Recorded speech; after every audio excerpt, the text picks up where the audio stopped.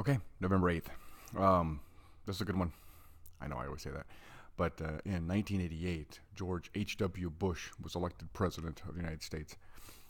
What's remarkable about that, and of course I always say these things are remarkable, but what was interesting about that was he was the first sitting vice president to become president in 150 some years. Martin Van Buren was the last one to have been the actual sitting vice president who ran and became president on their own.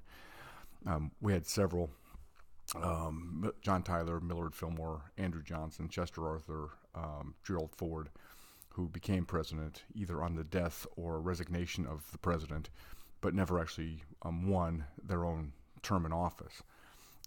There are a few more that became president on the death of the president: Teddy Roosevelt, Calvin Coolidge, Harry Truman, and Lyndon Johnson, that then ultimately went on to win their own term in office. Then the other one would have been Richard Nixon, which is also interesting because Richard Nixon had been vice president under Eisenhower for 2 terms, but didn't actually become president until 8 years later after leaving the White House as vice president. So in total, we've had 14 vice presidents that have gone on to become president.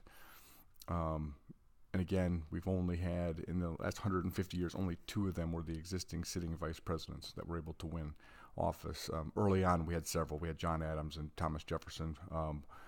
Both were vice presidents and immediately became president. But after Martin Van Buren, it would go all the way to George H.W. Bush before that happened again. So that's what I have for you today. Vice President George Bush becomes elected president of the United States in 1988, breaking a 150 plus year cycle. So I will see you tomorrow.